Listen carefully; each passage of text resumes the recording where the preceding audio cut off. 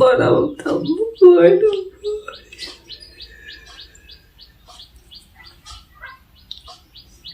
செல்லக்குட்டீஸ், நான் தான் உங்கள் சௌந்தர்யா லவ் சக்ஸஸ். இன்னைக்கு எதுக்காக இந்த வீடியோ நான் எடுக்கிறேன்னு பார்த்தீங்கன்னா, உங்களுக்கு எல்லாமே ஒரு ஆன்சர் வந்து நான் கொடுக்கணும் அப்படிங்கிறதுக்காக தான் நான் வந்து இந்த வீடியோ எடுக்கிறேன். இப்போ ரீசெண்டாக நான் போட்டிருக்க வீடியோஸ்க்கு எல்லாமே நிறைய வர கமெண்ட்டே என்னென்னா, உங்களுக்கு என்ன ட்வின்ஸ் பிறந்திருக்காங்க, பசங்க பிறந்திருக்காங்க, நீங்கள் எதுக்கு சீன் போடுறீங்க, கோயிலுக்கு போய் நேர்த்தி கடன் பண்ணுறேன், அந்த கடன் பண்ணுறேன், ஏன் கல்யாணம் ஆச்சு உங்கள் குழந்தை பிறந்துச்சு, நீங்கள் அவ்வளோதான் ஜாலியாக இருக்கிறீங்க, இதில் எதுக்கு இந்த சீன்லாம் வேறு பண்ணிகிட்ருக்குறீங்க, உங்களுக்கு என்னப்பா அப்படின்னு சொல்லி நீங்கள் கமெண்ட் பண்ணியிருக்கீங்க. அதுக்கு ரீசன் வந்து என்னன்னு பார்த்தீங்கன்னா, எங்களை பற்றி உங்களுக்கு முழுசாக என்ன தெரியல, நாங்கள் எவ்வளோ கஷ்டப்பட்டிருக்கோம், எவ்வளோ அடிபட்டு என்ன இதனால் வந்து இது எல்லாம் உங்ககிட்ட நான் ஷேர் பண்ணுறேன் அப்படிங்கிறது என்ன, எங்களுடைய ஃபேமிலி பற்றி உங்களுக்கு இன்னும் முழுசாக தெரியல. தெரிஞ்சுக்கணும், நீங்கள் கண்டிப்பாக தெரிஞ்சுக்கணும். எங்கள் ஃபேமிலியில் எதனால் வந்து நாங்கள் இந்த குழந்தைங்க இவ்வளோ இம்பார்ட்டனாக, சாமிக்கு வந்து இவ்வளோ இம்பார்ட்டனாக நாங்கள் போய் செலுத்துகிறோம் அப்படிங்கிற இம்பார்ட்டன் வந்து உங்களுக்கு தெரிஞ்சால் நீங்கள் கண்டிப்பாக இந்த மாதிரி பேச மாட்டீங்க. சொல்கிறேன் உங்ககிட்ட எதனாலன்னு. நான் இதுக்கு முன்னாடியே வந்து நான் வீடியோஸ்லாம் போட்டிருக்கேன். என்னன்னு பார்த்தீங்கன்னா, நான் சீரியஸாக வெளிப்படையாக சொல்லிடுறேங்க. எனக்கு வந்து இப்போ ட்வின்ஸ் வந்து பிறந்திருக்காங்கல்ல, இவங்க 2 பேருமே எனக்கு பெரிய பசங்க கிடையாது. எனக்கு வந்து ஒரு பெரிய பையன் இருந்தான் அப்போ என் கூட இருந்தான், இப்போ வந்து என் மனசுக்குள்ளே இருக்கான். ஓகே, நான் வந்து என் மனசில் இருக்கான். எதனால இப்படி சொல்கிறேன்னு பார்த்தீங்கன்னா, எனக்கு வந்து முதல்ல ஒரு பையன் பிறந்து தவறிட்டான். அதனால தான் வந்து அதுக்கப்புறம் எனக்கு எப்படி சொல்கிறது, அந்த தவறுந்துலேருந்து ரொம்ப கஷ்டப்பட்டு அதுக்கப்புறம் நடுவில் கொஞ்சம் குழந்தைங்க இல்லாமல் இருந்துச்சு, கொஞ்ச நாள் கேப்பாக இருந்துச்சு. அந்த நாளாக ரொம்ப ரொம்ப ரொம்ப நான் கஷ்டப்பட்டேன். எவ்வளோ கஷ்டப்பட்டேன்னு வாயில் சொல்கிறதுக்கு அளவே கிடையாது, அந்த அளவுக்கு நான் கஷ்டப்பட்டேன். ஸோ அதனால தான் வந்து நான் சாமிக்கிட்ட நான் போகாத சாமி இல்லை, அந்த இடத்துல எங்கே போனாலும் சரி எனக்கு வந்து அது ஒரு கோரிக்கையாக நான் வச்சுருந்தேன் சாமிக்கிட்ட. ஸோ அதை வந்து எனக்காக நான் ஒரு பையனை வந்து என்கிட்ட வந்து எடுத்துக்கிட்டாங்க கடவுள். அது வந்து எனக்கு திரும்ப வந்து எனக்கு 2 பசங்களாம் வந்து எனக்கு கொடுத்துட்டாங்க. ஸோ அந்த சந்தோஷத்துக்காக சாமிக்காக நான் நிறைவேற்றணுங்கிறதுக்காக மட்டும்தான் நான் வந்து சாமிக்கு வந்து நான் எனக்கு சந்தோஷப்படுத்தி என் மனசை சந்தோஷப்படுத்தினேன். என் சாமிக்காக நான் வந்து வேண்டுதல் வந்து பண்ணிகிட்ருக்கோம். இது வந்து நீங்கள் தப்பாக பேசாதீங்க. என் பையனுக்கு ஃபஸ்ட்டு நான் பொய் சொல்கிறேன்னு உங்களுக்கு நினைக்கலாம், நீங்கள் சொல்கிறீங்க அப்படின்ட்டு. நான் கண்டிப்பாக இதுக்கு முன்னாடி அந்த வீடியோ போட்டிருக்கேன். இந்த வீடியோட அட்டாச்லேயும் அந்த வீடியோ நான் வந்து அட்டாச் பண்ணுறேன். இதோட கண்டினியூஸாக பாருங்கள், தப்பாக யாரும் பேசாதீங்க. எங்களுக்கும் நிறைய கஷ்டம் இருக்கும். எனக்கு ரொம்ப சந்தோஷமாக இருந்துச்சு. என் பையன் அதுவும் வந்து பசங்க ஃபஸ்ட்டு இப்படி பிறந்தா இந்த சந்தோஷம் வந்திருக்குமான்னு தெரியல. ஃபஸ்ட்டு அந்த அடிப்பட்டுட்டு அதுக்கப்புறம் சாமி இப்படி கொடுக்கும்போது எனக்கு அவ்வளோ சந்தோஷமாக இருந்துச்சு. யாரும் பேசாத அந்த வார்த்தைங்க, அந்த சொல்கிற எப்படியோ பேசுனாங்க, அந்த வார்த்தையெல்லாம் தாண்டி எனக்குன்னு என் பசங்க, என்னை பார்த்துக்க என் பசங்க, என் புருஷன், அந்த மாதிரி அவ்வளோ எனக்கு அவ்வளோ சந்தோஷமாக இருந்துச்சு. இதனால் மட்டும்தான் என்னோட சந்தோஷம் வந்து நிறைய பேர் எங்களுக்காக ஃபஸ்ட்லேருந்து ஸ்டார்டிங்லேருந்து இப்போ வரைக்கும் பார்த்துட்ருக்கீங்க. உங்கள்கிட்ட நான் ஷேர் பண்ணுவேன். என்னோடய கஷ்டத்தை மட்டும் இல்லை, என்னோடய சந்தோஷத்தையும் உங்ககிட்ட ஷேர் பண்ணணும்னு நினச்சி தான் இது எல்லாமே பண்ணிகிட்ருக்கேன். ஸோ யாரும் தப்பாக பேசாதீங்க. இந்த வீடியோட அட்டாச் வந்து இதோ உங்களுக்கு வீடியோ வரும், ஃபுல்லாக பாருங்கள். பார்த்துட்டு அதுக்கப்புறம் நீங்கள் எதாவது பேசணும்னு நினச்சிங்கன்னா இந்த வீடியோவில் கமெண்ட் பண்ணுங்கள். ஓகேங்களா? நாங்கள் தான் உங்கள் சௌந்தர்யா லவ் சக்ஸஸ். இன்னைக்கு எதுக்காக இந்த வீடியோனா, நிறைய பேர் கேட்டிருந்தீங்க என்னுடைய பையனுக்கு வந்து என்ன ஆச்சு அப்படின்னு சொல்லி கேட்டிருந்தீங்க. உங்களுக்காக தான் இந்த வீடியோ. நான் ஃபுல் டீட்டெயிலாக நான் சொல்கிறேன், ஸ்கிப் பண்ணாமல் பாருங்கள். நான் வந்து அப்ரெண்டிஸ் வந்து ஜாயின் பண்ண மந்த்து தம்பி வந்து கன்ஃபார்ம் ஆகிட்டான். இபி ஆஃபீஸில் அப்ரெண்டிஸ் பண்ணேன், கன்ஃபார்ம் ஆகிட்டான். 10 மாதமும் நான் அப்ரெண்டிஸ், 12 மாதம் நான் போகணும், 10 மாதம் தம்பி வைத்திருக்கிற சுச்சுவேஷன். ரெண்டுமே நமக்கு வேணும் அப்படிங்கிற ஒரு இதில் தகல எல்லா பொண்ணுங்களும் போறதானே அப்படின்னு சொல்லிட்டு நானும் போயிட்டு இருந்தேன். அதுல எந்த பிரச்சனையும் வரல. தம்பி வந்து ஃபர்ஸ்ட் கன்ஃபார்ம் ஆயிட்டான். கன்ஃபார்ம் ஆனதுக்கு அப்புறம் உள்ள கரு இருக்கா அப்படின்னு சொல்லி செக் பண்ணதுக்காக ஸ்கேன் பண்ணியிருந்தாங்க. அந்த ஸ்கேன் காமிக்கிறேன். தம்பி நான் ஃபர்ஸ்ட் பார்த்த ஸ்கேன் அது இந்த ஸ்கேன் தான். நீ பார்த்தீங்களா? இதுதான் என்னோட தம்பி. இது என்னோட பையன். ஃபர்ஸ்ட் நான் தம்பிய உள்ள கன்ஃபார்ம் ஆனதுக்கு அப்புறம் நான் பார்த்த ஸ்கேன்லன்னா தம்பி பார்த்ததுன்னா இந்த ஸ்கேன் தான். நெக்ஸ்ட் என்னன்னா பார்த்துட்டேன், ஓகே அப்படின்னு சொல்லிட்டாங்க. ஹார்ட் பீட்லாம் நல்லா வந்துச்சு, சூப்பரா இருக்கு, எல்லாமே நார்மலா இருக்கு அப்படின்னு சொல்லிட்டாங்க. சரி ஓகே எல்லாமே நார்மலா இருக்கு, டேப்லெட் தான் கொடுத்தாங்க, நானும் எடுத்துட்டு இருந்தேன். 3 மந்த்க்கு அப்புறம் ஜிஹெச்ல செக்அப் பண்ண சொன்னாங்க. நார்மலா ஜிஹெச்ல செக்அப் பண்ணிட்டு இங்கேயும் பிரைவேட்லயும் செக் பண்ணிட்டு இருந்தேன். 3 மந்த் ஸ்கேன் சொன்னாங்க. 3 மந்த் ஸ்கேன் சொன்னாங்க. சரி ஓகே அப்படின்னு சொல்லிட்டு 3 மந்த் ஸ்கேன் பண்ணிட்டோம். அதுலயும் நார்மலா இருந்துச்சு, எந்த ஒரு ப்ராப்ளமும் இல்லை, எல்லாமே நார்மல் அப்படின்ட்டாங்க. 3 மந்த் ஸ்கேன் உங்ககிட்ட காமிக்கிறேன்.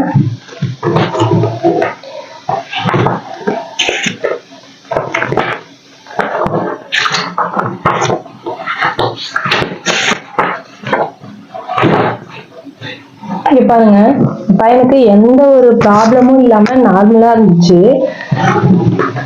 ஹார்ட் பீட் எல்லாமே வந்துருச்சு, சூப்பரா இருந்துச்சு. ஹார்ட் பீட் அப்போ வந்து 3 மந்த் ஸ்கேன் பண்ணப்ப தம்பியோட ஹார்ட் பீட் வந்து 165 ஹார்ட் பீட் வந்து இருந்துச்சு. எல்லாமே நார்மலா இருக்கு. போஸ்டீரியர் பிரசன்டா வந்து போஸ்டீரியர் இருக்கு, எல்லாமே நார்மலா இருக்கு. நீங்க வந்து டேப்லெட் மட்டும் நார்மலா எடுத்துக்கோங்க அப்படின்னு சொல்லிட்டாங்க. தம்பி வந்து அந்த டைம்ல வந்து ஸ்கேன் பண்ணப்ப எடுத்தது வந்து போட்டு தெரியுதுண்ணா.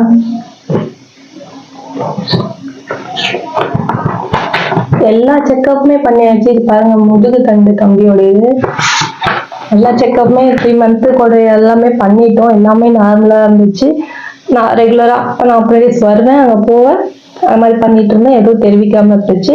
5th மந்த் வந்துச்சு. 5th மந்த்லயும் வந்து இதே மாதிரி தான் ஹாஸ்பிட்டல், கவர்மெண்ட் ஹாஸ்பிட்டல். நான் வந்து இங்கே தான் நங்கவலி ஆஃபீஸில் தான் ஒர்க் பண்ணிட்டு இருந்தேன், இபி ஆஃபீஸில் அப்ரெண்டிஸ் பண்ணிட்டு இருந்தேன். ஸோ வந்து ஜிஹெச் வந்து எனக்கு பக்கத்தில் தான், நங்கவலி பக்கத்தில் தான் இருக்குது ஜிஹெச். நான் அங்கே டெய்லி மார்னிங் வருவேன்னு சொல்லிட்டு மந்த்லி 1 டைம் போய் ஹாஸ்பிட்டலில் செக் பண்ணிட்டு எல்லாமே நார்மலாக இருக்குது, சுகர்லேருந்து எல்லாமே டெஸ்ட் பண்ணுவோம், எல்லாமே நார்மலாக இருக்குமா அப்படின்னு சொல்லிட்டாங்க. சரின்னு சொல்லிட்டு நானும் விட்டுருவேன். திரும்ப ப்ரைவேட் ஹாஸ்பிட்டல் ஒரு ஹாஸ்பிட்டல் போவேன். அந்த ஹாஸ்பிட்டல் வந்து ஸ்கேனிங் மட்டும்தான், நார்மல் செக்அப் ஸ்கேனிங் பண்ணுவாங்க. இந்த anomaly scan, 3 month scan, 8 month ஸ்கேன்லாம் வந்து வேற ஹாஸ்பிட்டல் தான் நான் போய் செக் பண்ணணும். இப்போ 5th மந்த் வந்துச்சு. 5th மந்த்ல வந்து வேற ஹாஸ்பிட்டல் தான் போனேன். அந்த ஹாஸ்பிட்டல்ல பெரிய ஸ்கேன் பண்ணாங்க. அந்த 5th மந்த் அனாமலி ஸ்கேன் பண்ணும்போது உள்ளுக்குள்ள எந்த ஃபால்ட்டா இருந்தாலும் கண்டுபிடிச்சிருவாங்க, அப்படிதானே? அவங்க எந்த ஃபால்ட்டுமே இல்லை, எல்லாமே நார்மலா இருக்கு, எல்லாமே சூப்பரா இருக்கு அப்படின்னு சொல்லிட்டாங்க. 5th மந்த்ல எடுத்த ஸ்கேன் ரிப்போர்ட் உங்ககிட்ட காமிக்கிறேன்.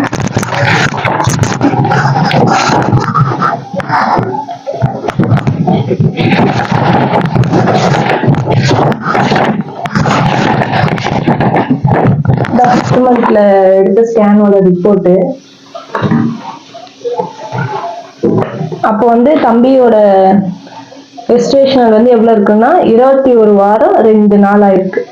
இப்ப நான் 5th மந்த்ல எடுக்கும் போது 21 வாரம் 2 நாள் அப்படின்னு சொல்லியிருந்தாங்க. பிளசண்டா வந்து அப்பயும் தம்பிக்கு வந்து போஸ்டீரியர் தான் இருந்துச்சு. லிக்விட் தண்ணியும் லிக்விட் நார்மலா இருக்கு, எல்லாமே நார்மலா இருக்கு அப்படின்னு சொல்லிட்டாங்க. தம்பியோட வெயிட் வந்து 383 கிராம் வந்து தம்பி வெயிட் இருந்தான். ஹார்ட் பீட் வந்து தம்பியோட ஹார்ட் பீட் அப்ப எவ்வளவு இருந்துச்சுன்னா 148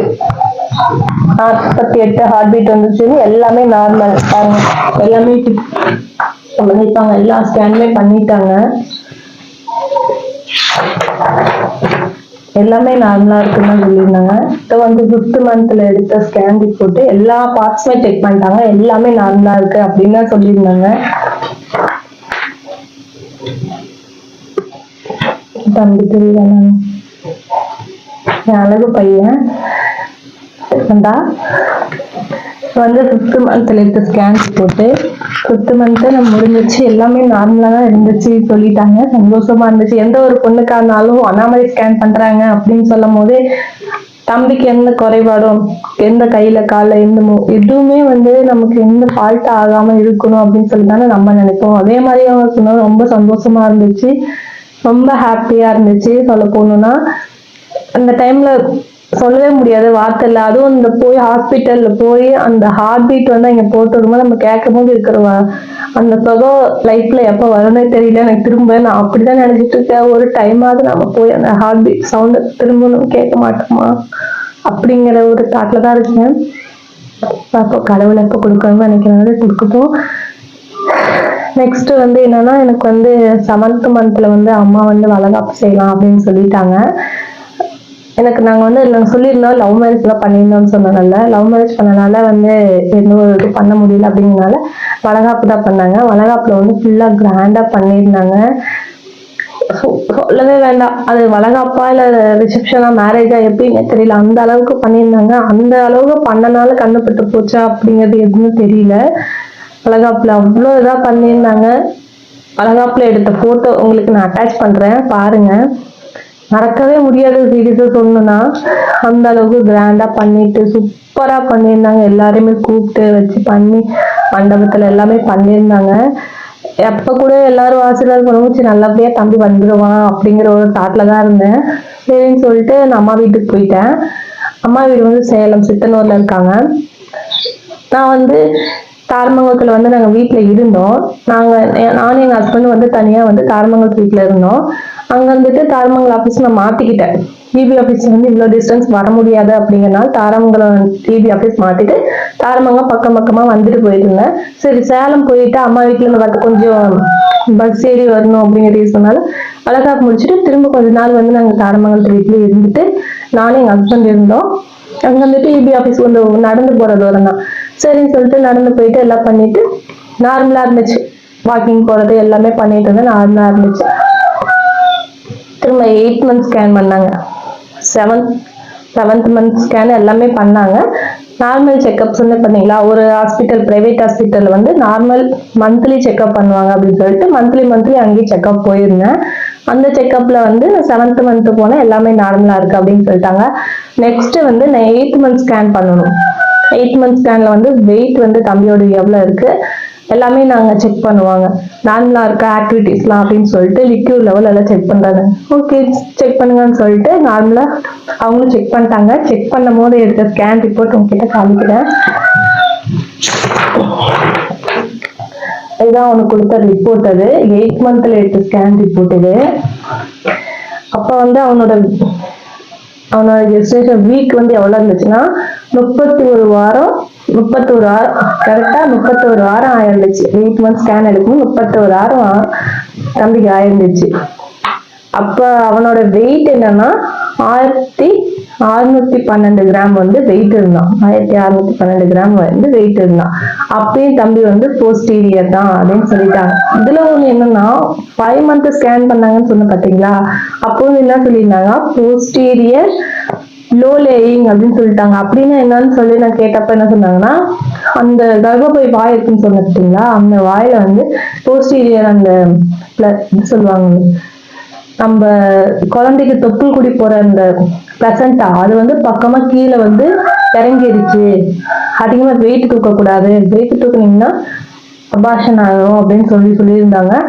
அது வந்து 5th மந்த் ஸ்கேன் பண்ணப்ப சொல்லியிருந்தாங்க low laying posterior low laying அப்படின்னு சொல்லியிருந்தாங்க. ஏன்னா போஸ்டீரியர் வந்து அந்த பிளசண்டா வந்து கீழே வந்துருச்சு, கீழே இறக்கமா இருக்கு அப்படின்னு சொல்லியிருந்தாங்க. இதே வந்து நான் 8th மந்த் ஸ்கேன் பண்ணேன். 8th மந்த் ஸ்கேன் பண்ணப்ப என்ன சொல்லியிருந்தாங்கன்னா, பிளசண்டா போஸ்டீரியர் நாட் லோ லேயிங் அப்படின்னு சொல்லிட்டாங்க. பிளசண்டா வந்து நார்மலா மேல ஏறிடுச்சு அப்படின்னு சொல்லிட்டாங்க. இப்ப 8th மந்த் ஸ்கேன் ரிப்போர்ட் தான் இது சொல்லிருந்தீங்கன்னா, அப்ப தம்பியோட ஹார்ட் பீட் வந்து எவ்வளவு இருந்துச்சுன்னு பார்க்கலாம். ஹார்ட் பீட் வந்து 131. ஃபர்ஸ்ட் 3 மந்த் ஸ்கேன் பண்ணப்ப 165 இருந்துச்சு. 5th மந்த் ஸ்கேன் பண்ணப்ப 148. இப்ப 8th மந்த் ஸ்கேன் பண்ணப்ப எவ்வளவு இருந்துச்சுன்னா 131 ஹார்ட் பீட் தம்பியோட இருந்துச்சு. சூப்பரா இருக்கு, எல்லாமே நார்மல் அப்படின்னு சொல்லிட்டாங்க.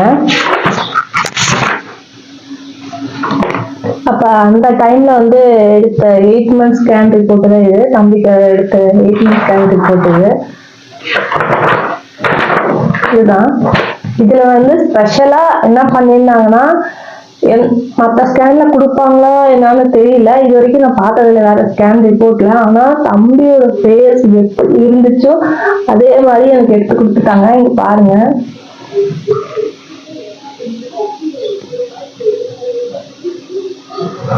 இவன் தான் நான் ஃபர்ஸ்ட் இவனோட முகத்தை இப்படிதான் இருக்குமா அப்படின்னு சொல்லி நான் பார்த்த ஃபர்ஸ்ட் ஃபேஸ் இவன் தான். என் தங்கம் எப்படி இருக்கான்னு பாருங்க, அழகா.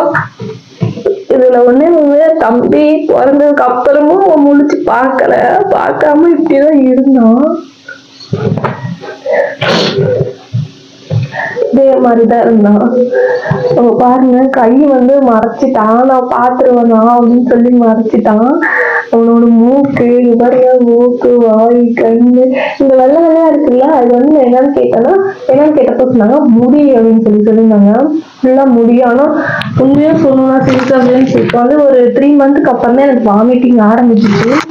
3 மந்த்க்கு ஆரம்பிச்சதா தம்பி டெலிவரி வரைக்குமே பயங்கரமா இருந்துச்சு. ஒரு 5 மந்த் 6 மந்த் வரைக்கும் கொஞ்சம் நார்மலா இருந்துச்சு. மார்னிங்னா வாமிட் வரும், அந்த மாதிரி தான் இருந்துச்சு. 7th மந்த்ல இருந்து ஒரு தண்ணி நான் குடிச்சா கூட பயங்கர நெஞ்செரிச்சலா இருக்கும். தண்ணி கூட குடிக்க முடியாது, அந்த அளவுக்கு எனக்கு பயங்கரமா நெஞ்செரிச்சலா இருந்துச்சு. என்ன பண்றதுன்னு எனக்கு தெரியாது. எது குடிச்சாலும் வீட்லயும் சொல்லுவாங்க சாப்பிட்டாதான் குழந்தைய ஹேண்டில் பண்ண முடியும்பாங்க. என்னால முடியலையே. நானும் காலையில எந்திரிச்சு சாப்பிடுவேன், சாப்பிட்டுட்டு ஆபீஸ் சாப்பிட்டு முடிப்ப வாமிட் வரும். என்ன பண்றது, ஒன்னும் பண்ண முடியல. எரிச்சல் பயங்கரமா இருக்குன்னு சொல்லிட்டு அதே மாதிரியே போயிட்டு இருந்துச்சு. கரெக்டா தம்பி பிறக்கிறது என்ன சொல்லியிருந்தாங்கன்னா ஜூன் 25 டேட் கொடுத்திருந்தாங்க. சரிங்களா, தம்பி ஜூன் 25, எங்களுக்கு ஜூன் 2 எங்களுடைய ஃபர்ஸ்ட் ஆனிவர்சரி வெட்டிங் டே. அந்த டேட் நாங்க வெளியே வீடுங்க அந்த மாதிரிலாம் போயிட்டு வந்துட்டோம். ஹஸ்பண்ட் அப்ப எங்க இருந்தாங்கன்னா எங்க அம்மா வீட்டுக்கு வந்திருந்தாங்க, சித்தனூர் தான் வந்திருந்தாங்க. அங்கதான் இருந்தேன். இப்போ அடுத்த நாள் வெள்ளிக்கிழமை, வியாழக்கிழமை எங்க வெட்டிங் டே, வெள்ளிக்கிழமை 3ஆம் தேதி அன்னைக்குதான் தம்பி பிறந்தான். அன்னைக்கு தம்பி பிறந்த நாள். அப்ப என்னாச்சுன்னா எங்க ஹஸ்பண்ட் சரி மார்னிங் வேலைக்கு வரணும்னு சொல்லிட்டு வந்துட்டாங்க. நாங்க என்ன நினைச்சோம் அப்படின்னா, இப்ப பக்கத்துல இப்ப நீங்க இருக்கீங்க, வீட்டு பக்கத்துல இருக்கக்கூடிய ஒரு ஆரம்ப சுகாதார நிலையம் இருந்துச்சுன்னா அங்க போய் நீங்க செக் பண்ணுவீங்கல்ல. எப்படின்னா அம்மா வீட்டுக்கு போகணும் அப்படின்னா ஒரு கவர்மெண்ட் ஜிஹெச்ல பக்கத்துல இருக்கக்கூடிய கவர்மெண்ட் ஜிஹெச்சுக்கு செக் பண்ணணும், அதான் ப்ரொசீஜர். அந்த மாதிரிதான் சொல்லிட்டு நாங்களும் வெள்ளிக்கிழமை மணி 10:30 இருக்கும். 10:30 மணிக்கு தான் நாங்க ஜிஹெச் போறோம். பக்கத்துலதான் அம்மா வீட்டுல இருந்து ஒரு 2 ஸ்டாப் தான், கொல்லப்பட்டின்னு சொல்லிட்டு அந்த ஜிஹெச் தான் போனோம். அந்த ஜிஹெச் போயிட்டு லைன்ல ஓபி சீட் வாங்கறதுக்காக நிக்க சொல்லியிருந்தாங்க. ஓபி சீட் வாங்கறதுக்காக நின்றுட்டு இருந்தேன். கொஞ்சம் முடியல, லைட்டா பெயின் இருந்துச்சு. ரொம்ப சிவியரெல்லாம் கிடையாது எனக்கு பெயின், லைட்டா இடுப்பு வலிச்சிச்சு. நார்மலா எப்பயும் வலிக்கிற மாதிரி தான் இருந்துச்சுன்னு சொல்லிட்டு நானும் போய் ஓபி சீட் வாங்க பக்கத்துல ஸ்டூல் இருந்துச்சு, உட்காந்துட்டு இருந்தேன். அங்க இருந்த நர்ஸுங்க என்ன பண்ணாங்கன்னா, என்னம்மா பெயினா இருக்கான்னு சொல்லி கேட்டாங்க. ஆமாங்க மேம் பெயின் இருக்கு அப்படின்னு சொல்லி, லைட்டா பெயின் இருக்கு அப்படின்னு சொல்லியிருந்தேன். அவங்க சொல்லிட்டு செக் பண்ணாங்க. செக் பண்ணிட்டு ஒரு 1.5 விரல் ஓப்பன் ஆயிடுச்சு அப்படின்னு சொல்லி செக் பண்ணாங்க. அவங்க கை வைக்கிறதுக்கு முன்னாடி எனக்கு எந்த ஒரு பிளட் லீக்கேஜ் அந்த மாதிரி எதுவுமே கிடையாது. அவங்க கை வச்சதுக்கு அப்புறம் ஃபுல்லா பிளட் லீக் ஆக ஆரம்பிச்சிருச்சு. லைட்டா பெயின் வர ஆரம்பிச்சிச்சு. சரி கொஞ்சம் லைட்டா பெயின் ஆரம்பிச்சு இன்ஜெக்ஷன் போட்டாங்க, டேப்லெட் கொடுத்தாங்க. சரி போட்டு அவங்க என்ன சொல்லிட்டாங்க, 2 விரல் ஓப்பன் ஆயிடுச்சு, 10-12 மணிக்கெல்லாம் குழந்தை பிறந்துரும் அப்படின்னு சொல்லிட்டாங்க. சரின்னு சொல்லிட்டு நாங்க வெளியே கொஞ்ச நேரம் நடங்க அப்படின்னு சொல்லியிருந்தாங்க. நடந்து கொஞ்ச நேரம் நார்மலா இருந்துச்சு. பிளட் லீக்கேஜ் இருந்துச்சு. கொஞ்ச நேரம் நடந்த அப்புறம் லைட்டா பெயின் அதிகமாச்சு, அப்புறம் நார்மலா ஆயிடுச்சு. பெயின் இல்லாம தான் இருந்துச்சு.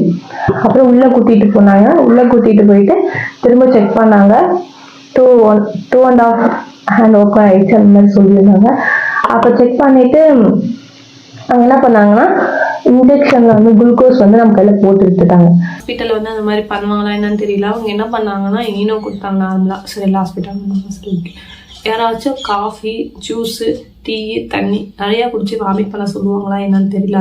நான் அந்த ஹாஸ்பிட்டல் சொல்லியிருந்தாங்க நல்லா வாமிட் பண்ணுங்க, வாமிட் பண்ணாதான் கொஞ்சம் அந்த ப்ரெஷரில் வெளியே வரணும். வாமிட் பண்ணோமா இந்த ப்ரெஷர் குழந்தை மேலே தான் ஏறும். எப்படி அந்த லாஜிக்கில் அவங்க சொன்னாங்கன்னு தெரியல. சரி அவங்க சொல்கிறாங்கன்னு சொல்லிட்டு நம்மளும் பண்ணிட்டோம். ஆனால் நான் பண்ண முதல் மிஸ்டேக் என்னன்னா, டாக்டர் இல்லாமல் அங்கே போய் டெலிவரிக்காக போனோம். நாங்கள் டெலிவரிக்காக போக கிடையாது, அவங்க விடுங்கன்னு சொல்லிட்டு விட்டுருக்கணும், என்னன்னு தெரியல. சரின்னு சொல்லிட்டு அதெல்லாம் சரி பண்ணிட்டாங்க. என்ன பண்ணுறது, பிளட் வேர் லீக் ஆகுது. நம்ம வெளியே கூப்பிட்டாலும் வெளியே விடுங்க, வேறு ஹாஸ்பிட்டல் போனால் விட மாட்டேங்கிறாங்க. பாருங்க குழந்தை பிறந்தன்னு சொல்லிட்டு என்ன பண்ணுறதுன்னு தெரியல. சரி ஓகே அப்படின்னு சொல்லிட்டு சரி நம்ம தம்பி நல்லபடியாக வந்துடுவோம் அப்படிங்கிற ஒரு தாட்டு தான். எல்லாத்துக்கும் அப்படி தானே இருக்கும். சரி வெளியே போகும்போது ஏதோ ஒன்று ஆச்சுன்னா என்ன பண்ணுறது, சரி இப்படியே ஒன்று நல்லபடியாக நம்ம வந்துட்டா சரி அப்படின்னு சொல்லிட்டு தான் தோணுச்சு. சரின்னு சொல்லிட்டு அவங்க இன்ஜெக்ஷனு இந்த மாதிரி குளுக்கோஸ் எல்லாம் கொடுத்தாங்க. ஃபுல்லாக வாமிட்டிங், பயங்கர வாமிட் எடுத்து அந்த குழந்தை வாமிட் எடுத்து எனக்கு அந்த ப்ரெஷர் எனக்குள்ளே அந்த ஸ்ட்ரென்த் எல்லாம் போயிடுச்சு. உண்மையாக நான் சொன்னால் சீரியஸாக என்னோட உடம்புல ஸ்ட்ரென்த்தே இல்லை. அப்போ ரொம்ப லீனாக இருப்பேன். தம்பி பிறந்ததுக்கப்புறம் தான் கொஞ்சம் உடம்பு பிடிச்சி நல்லா குண்டாக இருக்கேன். ரொம்ப லீனாக இருப்பேன். ரொம்ப முடியல, இப்போலாம் ரொம்ப டயர்டு. அந்த டைமில் சரி ஒரு 12 மணிக்கு இந்த மாதிரி சொன்னாங்க, 2 வேலையில் ஓப்பன் ஆயிடுச்சு வந்துடும் அந்த மாதிரி சொல்லியிருந்தாங்களா. அதுக்கப்புறம் பார்த்தா அப்பயும் வலிக்குது அந்த மாதிரி வலி. அவங்க நான் சரி சொல்லிட்டா என் கை வச்சா மட்டும்தான் எனக்கு வலி வருது, இல்லைன்னா நார்மலாக இருந்துச்சு. அதுக்கப்புறம் எனக்கு பனிக்கூட நீரும் உடஞ்சிருச்சு. அதுவும் லீக் ஆகிடுச்சு. கை வைக்காமல் இருந்தாவே நல்லபடியாக பிறந்திருப்பான் போல சொல்லிட்டு கை வச்சு அவனை வேதனை வலி ஏற்றி அவனுக்கு வலி எனக்கு வலி, ஏன் தான் பண்ணாங்கன்னு தெரியல. அதுக்கப்புறம் எங்கள் வீட்டுக்காரு டெலிவரி வார்டில் எங்கள் வீட்டுக்காரு, எங்கள் அம்மா, எங்கள் மாமியார், எங்கள் அக்கா 4 பேரும் டெலிவரி வார்டில் இருந்தாங்க. எங்கள் கூட தான் இருப்பாங்க. டெலிவரி வார்டில் இருந்தாங்கன்னு சொன்னேன் பார்த்தீங்களா. அப்போ வந்து காலெல்லாம் தெரிஞ்சிச்சு போல். அதான் வந்து அம்மோ உன்னால் முடியாமோ, இன்னும் கொஞ்சம் உன்னால் முடியும், தம்பை வந்துட்டான், தம்பான்னு தான் நாங்கள் சொல்லுவோம். அதனால் தம்பை வந்துட்டாருண்ணா, இன்னும் கொஞ்சம் தான் இருந்தால் நம்ம பையன் வந்துடுவாருண்ணா பயங்கரமாக என்கரேஜ் பண்ணாங்க. எனக்கு அதனால ப்ரெஷர் நான் வாமிட் பண்ணி என்னால் ஒரு ஸ்ட்ரென்த்து இல்லாமல் போயிடுச்சு. அது இல்லாமல் நான் சொல்லியிருந்தேன் தண்ணி எதுவுமே குடிக்க முடியாது. 7 மாதம் 8 மாதத்துக்கு மேலே தண்ணி குடித்தா கூட எனக்கு அவ்வளோ நெஞ்சு வச்சல, எதுவுமே சாப்பிட மாட்டேன். ரொம்ப டல்லாயிட்டேன். அப்புறம் வந்து தாங்க முடியாமல் பயங்கர கை வச்சு தான் எனக்கு வலி தூண்டுறது. உண்மையானே சொல்கிறேன், நானுமே எனக்கு வலி வருது ஃப்ரெண்ட்ஸ் உண்மையாலுமே. அதுக்கப்புறம் கை வச்சு ஓப்பன் பண்ணி விட்டாங்க. சரி நான் தம்பிக்கு எனக்கு வலி பிடிச்சது 10:30க்கு ஹாஸ்பிட்டல் போனேன். அப்போ ஆரம்பிச்சது சாயங்காலம் 6-7 மணிக்கு 6-7க்கு தம்பி பிறந்தான். 6-7க்கு தம்பி பிறந்தான். அதுவும் அந்த தம்பி பிறக்கும் போது எங்கள் வீட்டுக்காரர் வந்து என் கூட இருந்தாங்க. தம்பி பிறக்கிற போது என்னால் ஸ்டிச் படுக்கும்போது முடியல, என்னால் இங்கே தூக்கி பிடிச்சிக்கிட்டாங்க. எங்கள் வீட்டுக்காரர் வந்து இப்போ என்னை தூக்கிக்கிட்டாங்க. அப்போ தான் என்னால் ப்ரெஷர் பண்ண முடிஞ்சிச்சு. அப்பயும் வந்து நர்ஸுங்கெல்லாம் வந்தாங்க. வந்து ப்ரெஷர் பண்ணாவும் அவங்க வந்து கத்தி வச்சுருப்பாங்க பார்த்தீங்களா, அந்த கத்தி வந்து கிழிச்சு விட்டாங்க. கத்தி கிழிச்சதே எங்கள் வீட்டுக்காரால் தாங்க முடியல. விட்டுருங்க, என் அம்மா விட்டுருங்க, பாவம் என்னை விட்டுருங்க, அவதான் தாங்க மாட்டோம் அப்படின்னு சொல்லி அவங்க ஒரு பக்கம் எங்கள் வீட்டுக்கார பயங்கரமாக ஹாஸ்பிட்டலே ஆளாடுற மாதிரி கத்துன்னு கத்திட்டாங்க. திரும்ப எங்கள் அக்கா வந்து உள்ளே வந்துட்டாங்க. அக்கா வந்து உள்ளே வந்ததுக்கப்புறம் அவங்க ஆளுங்கெல்லாம் அழுத்தி பையனை வெளியே எடுத்துட்டாங்க. எடுத்து வந்து தம்பி எடுத்துட்டாங்க. ஒரு சின்ன ரூம் தான். அந்த ரூமில் வந்து தம்பி இங்கே தான் பக்கத்தில் தான் வச்சுருக்காங்க. தட்டுறாங்க, அவங்களும் தட்டுறாங்க, கீழே போட்டு தச்சு எல்லாம் வாயிலேருந்து எல்லாம் எடுத்து பண்ணுறாங்க. ஆனால் ஒரு சவுண்டு எதுவுமே வர கிடையாது. இங்கே வந்து அவன் அங்கே பக்கத்துலேயே இருந்து அழுதுலையே அப்படிங்கிற எனக்கு ஒரு வேதனை. இங்கே வந்து எனக்கு வந்து ஸ்டிச்சஸ் கிழிச்சிருந்தாங்கல்ல, அது வந்து ஸ்டிச்சஸ் போட்டாங்க. அது பயங்கர வலி, நல்லா தாங்கல. இது ஒரு பக்கம் வலி பயங்கரமாக இருந்துச்சு. அப்போ வந்து எங்கள் அக்கா கேட்டா தம்பிக்கிட்ட, அக்கா பையன் நீங்கள் பார்த்துருப்பீங்க, அக்கா பையன் சொல்லியிருப்பேன். அவன் வந்து தம்பான்னு கூப்பிட்டுட்டு இருப்பான். அக்கா வந்து என்ன கேட்டா, அண்ணா பையன் உன்னை தம்பான்னு கூப்பிடுவான்லடா, ஏன்டா அப்படி பண்ற, அண்ணா பையன் உன்னை எப்படா கூப்பிடுவான் அப்படின்னு சொல்லி கேட்டான். அப்போதான் ஒரு வயலு சவுண்ட், இப்போ நான் சவுண்டு போட்டிங்களா அந்த மாதிரி தான் சவுண்டு, வாயிலேருந்து வந்த சவுண்ட் தான் அது மட்டும்தான். அவங்களும் ட்ரை பண்ணாங்க, ஒன்றும் முடியல, சவுண்டு கேட்கல அப்படின்னு சொல்லிட்டு சேலம் ஜிஹெச்சுக்கு வந்து கால் பண்ணிட்டாங்க. அவங்களும் வந்துட்டாங்க போல. வந்ததுக்கப்புறம் பையனை வந்து வெளியில கூட்டிட்டு போறாங்கன்னு நினைச்சா அவங்க வந்து ஜிஹெச்சுக்கு அனுப்பிட்டாங்க. சேலம் ஜிஹெச்சுக்கு ரொம்ப முடியல அப்படின்னு சொல்லிட்டு சேலம் ஜிஹெச்சுக்கு எங்க அக்கா, எங்க வீட்டுக்காரு, பையன் 3 பேர் வந்து ஹாஸ்பிட்டல் சேலம் ஜிஹெச் போயிட்டு இருக்காங்க. எங்க அக்கா தான் சொன்னாங்க, போகும்போது சேலம் ஜிஹெச் போகும்போது கண்ணை முழிச்சு பார்த்தாங்க. ஒரு டைம் கண்ணை முழிச்சு பார்த்தோம் அப்படின்னு சொல்லியிருந்தாங்க. எங்க வீட்டுக்கார பார்க்கல. அப்புறம் திரும்ப ஒரு ஆம்புலன்ஸ் வந்திருக்கு. அதுக்கு வந்து என்னை கூட்டிகிட்டு போகிறதுக்கு தம்பி ஃபஸ்ட்டே கூட்டிகிட்டு போயிட்டாங்க. அங்கே போயிட்டு திரும்ப நான் வந்து அந்த டெலிவரிலாம் பிள்ளைங்க டெலிவரி ஆயிருப்பாங்கல்ல, அந்த வார்டில் வந்து என்னை விட்டுட்டாங்க. தம்பி வந்து ஐசியூவில் வச்சுட்டாங்க. தம்பி ஐசியூவில் தான் இருந்தான். எனக்கு வெள்ளிக்கிழமை வந்து டெலிவரி ஆச்சு. வெள்ளிக்கிழமை 9 நைட்டு ஒரு 9:30 இருக்கும். அந்த டைமுக்கு வந்து ஜிஹெச் போயிட்டோம், சேலம் ஜிஹெச் போயிட்டோம். தம்பி ஐசியூவில் இருக்கா, நான் வந்து இங்கே இருக்கேன். சனிக்கிழமை வந்து ஸ்டிச்சஸ் போட்டனால என்னால் ஒன்றுமே மூவ் பண்ண முடியல. அதனால் நான் எங்கேயுமே போகல. நான் என்னுடைய பெட்டில் தான் இருந்தேன். ஆனால் யாராவது வந்தாங்கன்னா, என் ஃப்ரெண்டு அங்கே ஒருத்தி கவர்மெண்ட் ஜிஹெச்சில் ஒர்க் பண்ணிட்டு இருந்தாங்க. அவகிட்ட கேட்பா. அவள் வந்து உள்ளே போய் பார்த்துட்டு நல்லா இருக்கான்னு தான் சொல்லிட்டு இருந்தா. சரி நல்லா இருக்கா, நம்ம பையன் ஒன்றும் இல்லை, கொஞ்சம் 2 நாள் தான் வச்சுருப்பாங்க, கொடுத்துருவாங்க அப்படின்னு சொல்லிட்டு நான் நினச்சிட்டு இருந்தேன். திரும்ப என்னன்னா காலையில் ஏதோ ஒரு டைம் வந்து நேம் சொல்லி உங்கள் குழந்தைங்க பாருங்கன்னு சொல்லி எங்கள் அம்மாவும் எங்கள் வீட்டுக்காரும் போய் பார்த்தப்ப கையை கால் வந்து இப்படி தூக்கி இப்படி ஆட்டிகிட்டு இருந்தானா.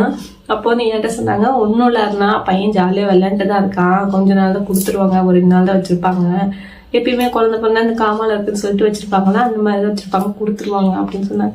சரி சொல்லிட்டு பையன் வந்துடுவான். அந்த சுச்சுவேஷன் ஃப்ரெண்ட்ஸ் எப்படி இருக்குன்னு பாருங்க.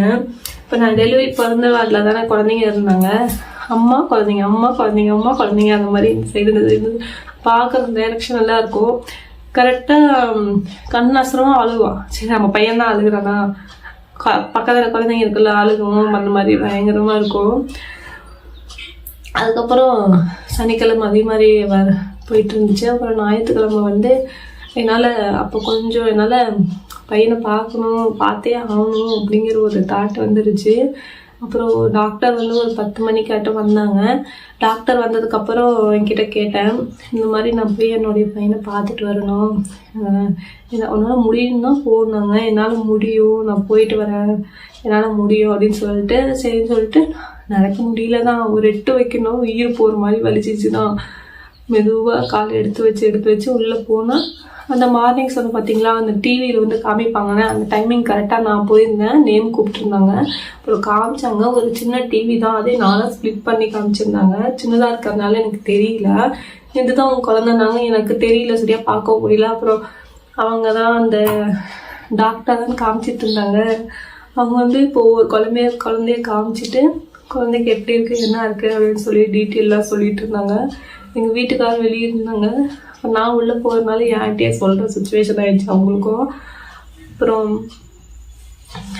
கூப்பிட்டா என்ன சொன்னாங்கன்னா, சார் எப்படிங்க சார் இருக்கா என் பையன் சொல்லி கேட்டேன். இல்லைம்மா கிரிட்டிக்கலாக தான் இருக்காங்க அப்படின்னாங்க. ஏன் சார் இப்படி சொல்கிறீங்க, எதுவும் இல்லைங்க சார் என் பையனுக்கு, ஏன் சார் இப்படி சொல்கிறீங்க அப்படின்னு சொல்லி கேட்டேன். அவங்க என்ன சொல்லிட்டாங்கன்னா, இல்லைம்மா தம்பி தலையோட நேரம் போது நசுங்கிருச்சு, அதனால அவனுக்கு வந்து ஃபிக்ஸ் வர ஆரம்பிச்சிருச்சு அப்படின்ட்டாங்க. சரி பண்ண முடியாதா அப்படின்னு கேட்டேன். அதனாலம்மா அது ரொம்ப கிரிட்டிக்கலாக இருக்குது அப்படின்ட்டாங்க. இப்போ சரியானாலும் வந்து நீங்கள் பெருசானா கூட இந்த ஃபிக்ஸ் மாதிரி வர சான்ஸ் இருக்குது அப்படின்னு சொல்லிட்டாங்க. அப்போ நான் அவங்கக்கிட்ட என்னதான் பதில் சொல்லுவேன், இப்போ எல்லா ஸ்கேனுமே நான் பண்ணிட்டேன், எல்லாமே நார்மலாக இருக்கு, ஏன் சார் எப்படி சொல்லுவீங்க அப்படின்னு சொல்லி கேட்டு, என்னம்மா பண்ணுறது, டெலிவரி டைமில் கூட ஏதோ ஆயிருக்கலாம் அப்படின்னாங்க. சத்தியமாக என்னால் மறக்க முடியல. அப்புறம் அவங்க காலில் கூட நூலாம் போல இருந்துச்சு அந்த டைமில். அவர்கிட்ட சார் எனக்கு பயமாக இருக்குங்க சார், எப்படி ஒரு நாள் அப்படியே அப்பா என்ன திருப்பி கொடுத்தாங்க, என்னால் தாங்க முடியாது அப்படின்னு சொல்லிட்டு, சரிம்மா நான் பார்க்குறேன் அப்படின்னாங்க. சரியா உள்ளே போய் பையனை பார்க்கலாம், அம்மா மட்டும் போய் பார்க்கலாம் அப்படின்னு சொல்லியிருந்தாங்க. அந்த டைம் தான் முத என் பையனை நான் போய் பார்க்குறேன். அப்போ தான் உள்ளே போனால் நிறையா குழந்தைங்க, ஃபுல்லாக ரூம் ஃபுல்லாக குழந்தைங்க, இந்த பக்கம் சின்ன ஒரு இங்கு போட்டேன் அந்த மாதிரி போட்டு வச்சுருந்தாங்க. அப்போ நான் போய் எங்கள் நர்ஸுங்களை கேட்டேன், என் பேர் சொல்லி, நான் நர்ஸ்ரீ என்னோட குழந்தைங்கன்னு சொல்லி கேட்டப்ப இதான் உங்கள் குழந்தை அப்படின்னாங்க. தம்பியோட கையில் வந்து ஒரு டேக் மாதிரி போட்டு என்னோட பேர் எழுதிருந்துச்சு. அப்புறம் நான் இங்கே இங்கே தான் என் பையன், ஏன்னா பக்கத்துலேயே தான் இருக்கான், ஆனால் அவனை தொட கிடையாது.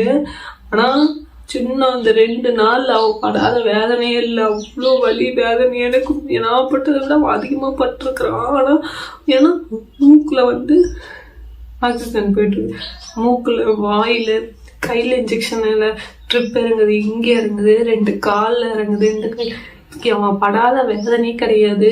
அத்தனை வேதனை அனுபவிச்சுட்டு இருந்தான். பக்கத்தில் வந்து சின்ன குழந்தை தான், சின்னதாக இருந்துச்சு. தம்பி வந்து 3 கிலோ இருந்தான் வெயிட்டு. அவன் பெரிய பையனாக இருந்தான். சின்னோடுதான் இருந்தாலும் கத்துன்னு கத்திட்டு இருந்துச்சு இந்த குழந்தை.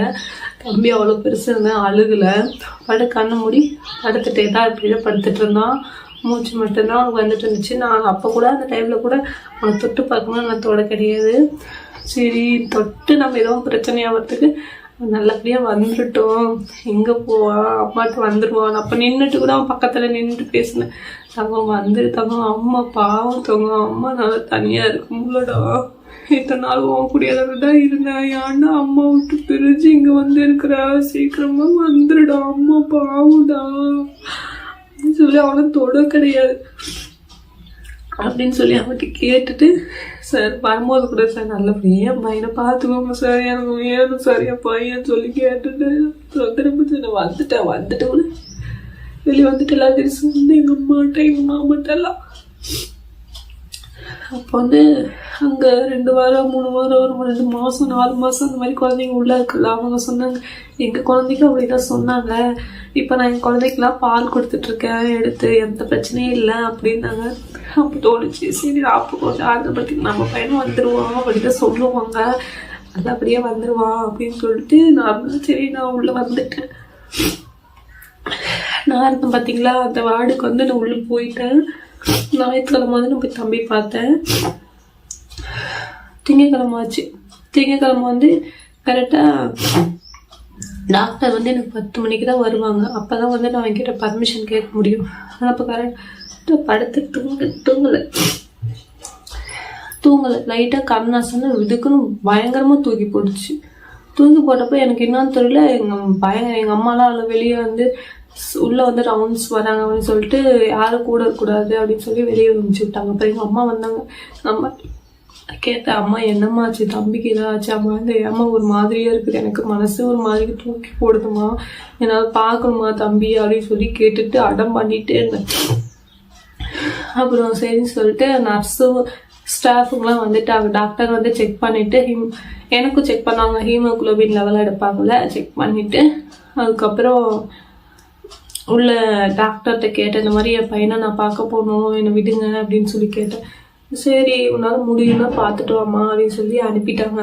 அங்கே போயிட்டு நான் போகும்போதே கால் பண்ணிகிட்டே இருக்கேன். எங்கள் வீட்டுக்காரர் எங்கள் மாமியார் வந்து தம்பிக்கு கூட இருக்கணும் வெளியே இருந்தாங்க. எங்கள் அம்மா எல்லாம் எனக்கு வெளியே ரூமுக்கு வெளியே இருந்தாங்க.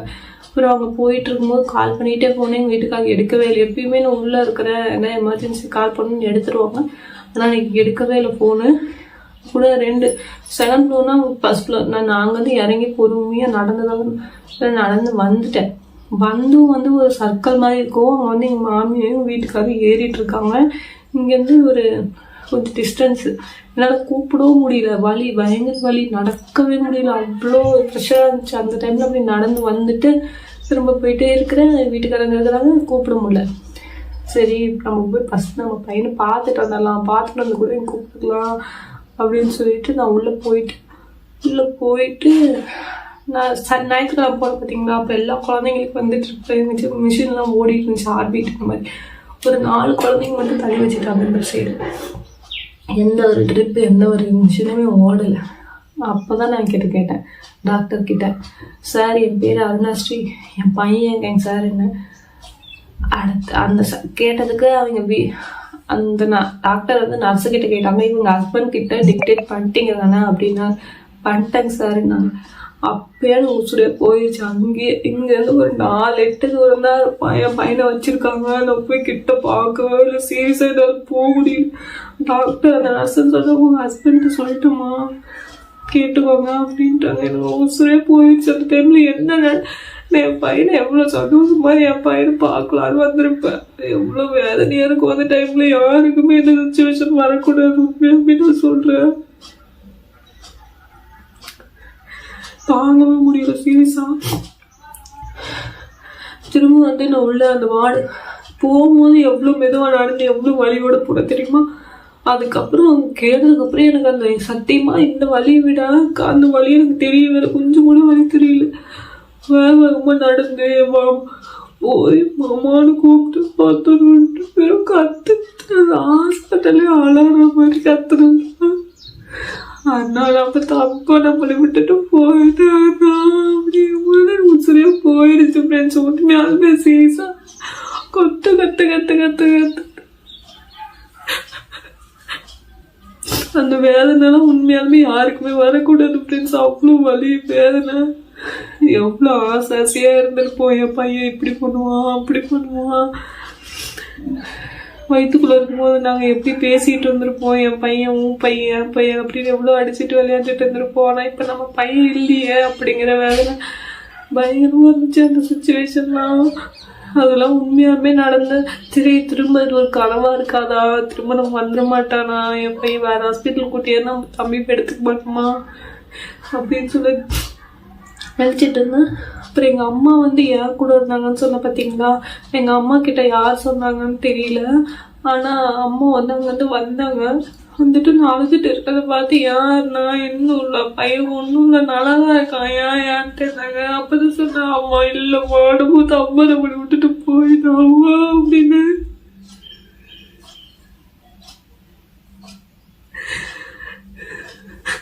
வீட்டுக்காக கத்து கத்து கத்து கத்து உண்மையாலுமே அது யாருக்குமே அந்த வலி வேற சீரியஸா வரக்கூடாது. உண்மையாலுமே இத்தனை நாள் நீங்க கேட்டீங்க உங்க பையனுக்கு என்னாச்சு சொல்லுங்க சொல்லுங்கன்னு நல்லா சொல்ல முடியல. அந்த மாதிரி ஒரு சுச்சுவேஷன் எனக்கு வலி அவ்வளோ வலி. சரி சொல்லி ஆகணும் நமக்கு நடந்த மாதிரி வேற எதுக்கு சொன்னா கொஞ்சம் ஜாக்கிரதையா இருந்துப்பாங்க அப்படிங்கிறதுக்காக தான் இப்ப நான் சொன்னது. அப்புறம் எங்க அப்பாவுக்கு எங்க அக்காவுக்கு எல்லாத்துக்கும் கால் பண்ணா கொத்து கொத்துன்னு கத்திட்டு அங்கேருந்து வந்தாங்க அம்மா.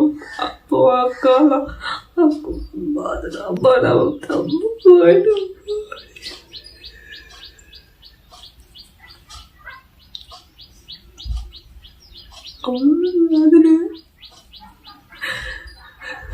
அன்னைக்கு சனிக்கு வெள்ளிக்கிழமை நைட்டு எங்க மாமா எங்க அக்கா எங்க அப்பா எல்லாருமே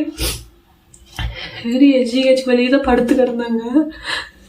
என்ன பண்றது பையன் அப்படி கொண்டு வந்துட்டாங்களே அப்படிங்கிறதுக்காக யாருமே வீட்டுக்கு போல வெளியே தான் இருந்தாங்க. அவ்வளோ கஷ்டப்பட்டோம் அவ்வளோ வேதனைப்பட்டோம். என் பையனுக்கு இல்லாம போயிட்டால ஜிஹெச்சுக்குள்ள. அப்புறம் உள்ளவா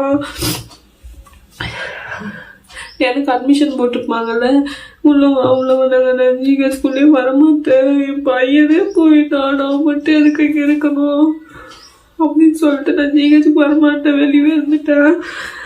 அப்புறம் போய் எங்கள் அக்கா தான் தம்பி வாங்கிட்டு வந்தா. இதுலயும் எங்க அக்கா அழுவாச்சு. என்னன்னு எங்க அக்கா சொல்றேன்னா அவன் தம்பி பிறந்தப்ப ஃபர்ஸ்ட் அவகிட்ட கொடுத்தது எங்க அக்காட்ட தான் கொடுத்தாங்க. தம்பி யாரது நான் தானே வாங்கினேன். என் பையனை பிறக்கும் போது நான் வாங்கினேன். என் தம்பி யாரதப்புறம் நான் தானே வாங்கினேன்னு சொல்லிட்டு எங்க அக்கா அழுதாங்க. ஒன்னும் மறக்க முடியாத வேலையா இருக்குது. பயங்கர வலி உண்மையாலுமே இருந்தால தாங்க முடியல. ஏதாவது பையனை பார்க்க கூட இல்லை அப்பெல்லாம். அதுக்கப்புறம் திரும்ப தம்பி ஒரு ஆம்புலன்ஸ் அனுப்பி விட்டுட்டாங்க. ஆம்புலன்ஸ்ல தம்பி கூட்டிட்டு போக சொல்லிட்டாங்க. எங்க மாமியார் எங்க மாமனார் தம்பி 3 பேர்த்தையும் ஆம்புலன்ஸ்ல எங்க அக்கா ஒரு கார்ல நான் எங்க மாமா எங்க அப்பா எங்க அம்மா எல்லாரும் வந்தோம். வந்துட்டு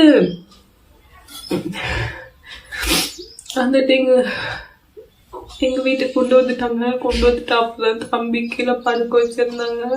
அப்புறம் அவனை உண்மையாலுமே தொட்டு பார்த்தது எனக்கு அப்பதான் தொட்டு பார்த்தேன். அப்பதான் நான் அவன்கிட்ட சொன்னேன் தம்பி வயசுல இருக்கும்போது அத்தனை வந்துச்சு இல்லடா. இப்ப ஏடா இப்ப அம்மா வரைக்கும் அம்மா போயிட்டா யாரும் பண்ணுவா எல்லாத்தையும் அம்மா பேசனா அசந்தி சொல்லுவல்லடா. இப்ப யாருடா அம்மாக்கு இருக்குதா? ஏன் தம்பி இப்படி போயிட்டேன் அம்மா விட்டுட்டு அப்படின்னு சொல்லி கேட்டேன். அப்படி கேட்டுட்டு அப்புறம் அப்பதான் அவனை தொட்டு பார்த்தா அவன் கண்டு மூக்கு வாய் அழகா இருந்தா. என்னால தாகவும் முடியல ஃப்ரெண்ட்ஸ். உண்மையாக முடியல. அவனுக்கு அப்படின்னு நகம்லாம் அழகா இருந்துச்சு. பிஞ்சு கை எவ்வளோ வலி வேதனையா இருந்திருக்கும். அந்த பையனுக்கு ஒரு அழகா முடியெல்லாம் பயங்கரமா இருந்துச்சு. ஒரு போட்டோ எடுக்கணும்னு அது உங்களுக்கு அட்டாச் பண்றேன். என் ஃப்ரெண்டு தம்பி இறந்ததுக்கு அப்புறம் ஜிஹெச்ல வந்து ஃபோட்டோ எடுத்திருக்காங்க. அந்த ஃபோட்டோ தான் இது. ஆனால் அந்த டைமில் என்னை விட எங்கள் வீட்டுக்காரர் எவ்வளோ வலி வேதனை இருக்குன்னு சொல்கிற பாருங்க. திங்கட்கிழமை காலையில் 2 மணிலேருந்து வீட்டுக்காரங்க தூங்க கிடையாது. 2 மணிலேருந்து டாக்டர் வந்து உள்ளே கூப்பிட்ருக்காங்க. கால் பாதத்துலேருந்து சைடில் இருந்துட்டு வந்திருக்கு. இப்போ வெள்ளையாக இருக்க தோல் வந்து எப்படின்னா கொஞ்சம் கொஞ்சமாக வயலட் ஆகிட்டே வந்திருக்கு. கொஞ்சம் கொஞ்சமாக வயலட் ஆகி வந்துகிட்டே இருந்திருக்கு. ஒவ்வொரு இடமா வந்துகிட்டே இருக்கு. காலையில் 3 மணி 4 மணி அந்த மாதிரி கூப்பிட்டே இருந்திருக்காங்க. அப்போ வந்து 8 மணி இந்த மாதிரி கேட்டுக்கிட்டு வந்தாங்க. அப்போ கூட கேட்டேன், ஏன் டல்லாக இருக்கு, மூஞ்சி ஒரு மாதிரியா இருக்கு, இந்த சும்மா தான் நைட்டு தூங்கலை, கொசுக்கடினால தூங்கலை அப்படின்னாங்க.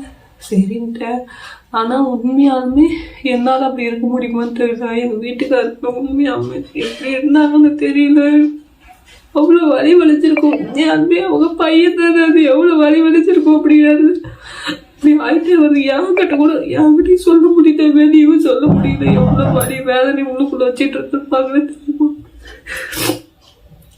அத்தனை வலி வேதனை வச்சுட்டு வீட்டுக்கு வந்தப்புறம் தம்பி ஏடா அப்பா விட்டுட்டு போயிட்டா, அப்பா பாவம் ஏடா அப்படின்னு சொல்லி கேட்டுட்டு இருந்தாங்க.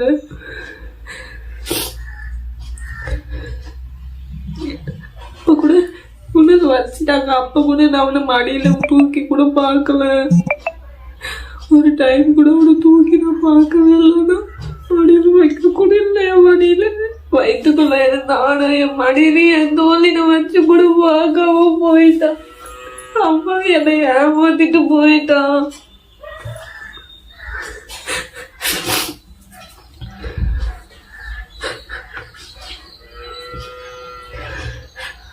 ஆனா என் லைஃப்லயே என்னால மறக்க முடியாது. என்னோட ஆயுள் இருக்கிற வரைக்கும் அது மறக்க முடியாது. என் பையன் தான். எனக்கு 1000 குழந்தைங்கிறதுக்கு அப்புறம் வந்தாலும் அவனை மாதிரி யாரும் வருமா? எவ்வளோ ஆசையாக இருப்பேன் போது குழந்தை. எத்தனை ஆசை, எத்தனை வலி, எத்தனை வேதனை எல்லாமே நான் அனுபவிச்சுட்டேன். உண்மையாகவே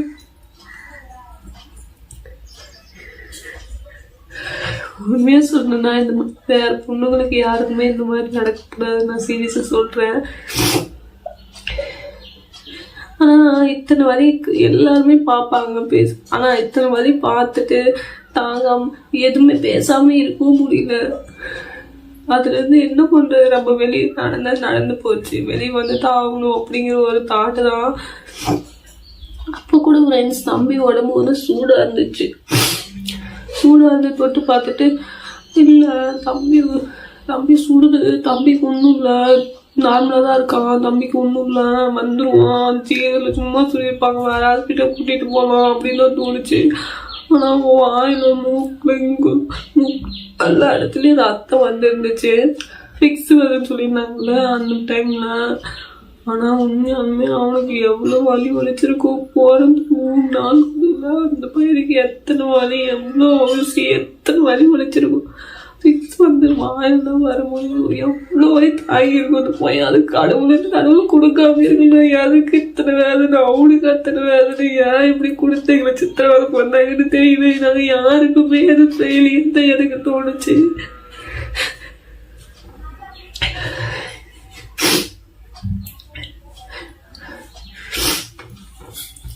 அப்புறம் என் பையனை எங்கேயே கூட்டிகிட்டு வந்தேன். எங்கள் மாமியார் பக்கத்துலேயே, எங்கள் வீட்டு பக்கத்துலேயே வந்து தம்பி வச்சுட்டோம். தம்பி வேற எங்கேயும் எடுத்துகிட்டு போல, எங்கள் வீட்லேயே வச்சுக்கிட்டோம். வீட்லேயே பக்கத்துலேயே தம்பியை வச்சுட்டாங்க. என்ன பண்ணுறது, கடவுள் ஒரு பிறப்புன்னு ஒன்று கொடுத்தா இறப்புன்னு ஒன்று கொடுக்குறான், தாங்கிதான் ஆகணும். ஆனால் அவனுக்கு கொடுத்த ஆயுள் 10 மாதம் கூட இல்லை, 10 மாதத்துக்கு முடியறதுக்கு முன்னாடியே பிறந்துட்டான். அவ்வளோதான் அவனுக்கு கொடுத்த ஆயுள். 3 பூமியில் வந்து அவனுக்கு பிறக்கணும். 3 நாள் தான் கொடுத்துருக்குறான். என்ன பண்ணுறது, அவ்வளோ வேதனை. அந்த பையனுக்கு இருந்த வலியை எனக்கு இருந்த வேதனையை விட அவனுக்கு அதிகமாக இருந்திருக்கும். உண்மையாக நான் சொல்லணும்னா, நான் என் மூஞ்சி அவன் என் மூஞ்சி கூட பார்க்கலங்க.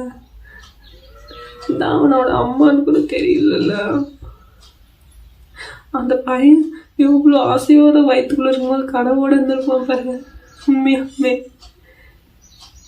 நம்ம உலகத்தை பார்க்க போறோம், என்ன பண்ண போறோம், எவ்வளோ ஆசை, எவ்வளோ இதாக இருந்திருக்கோம்.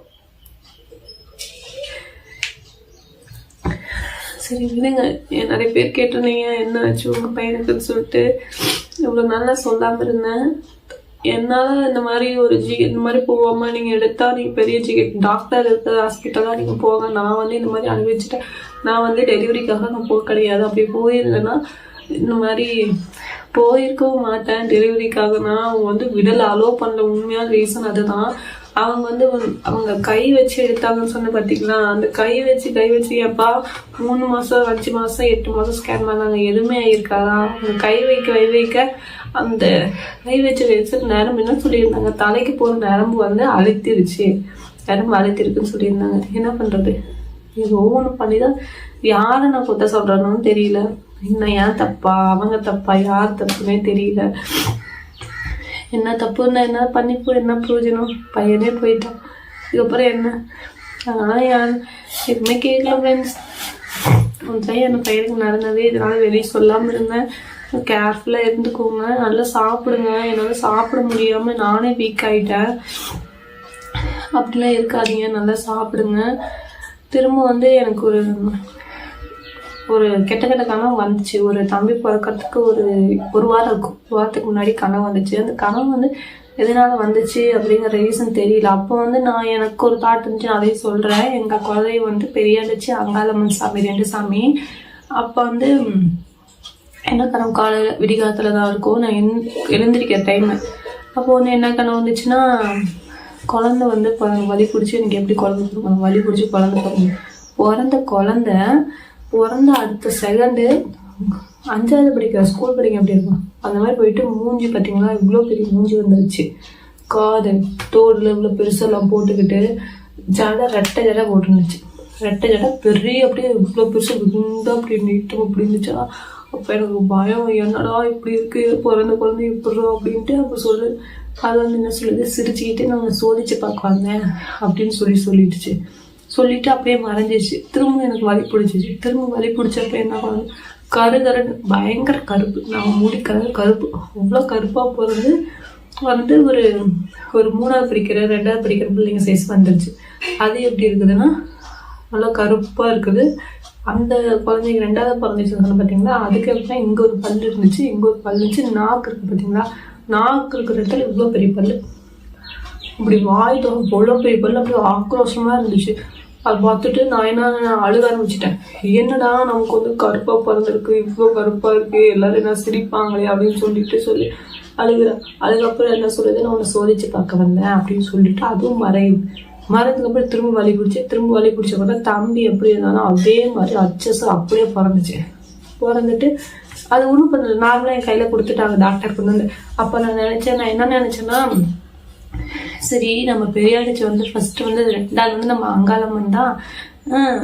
நான் ஒன்று எப்படி தான் நினச்சேன், சரி நம்ம 2 சாமி துணையாக இருந்து விளையாட்டு காட்டிட்டு நம்ம பையனை கொடுக்குறாங்க அப்படின்னு சொல்லி தான் நான் நினச்சேன். ஆனால் இப்படி ஒரு விபரீதமாக முடியும்னு நான் நினைக்கல. ஏதோ அறிகுறி காட்டியிருப்பாங்க, எனக்கு தெரியல.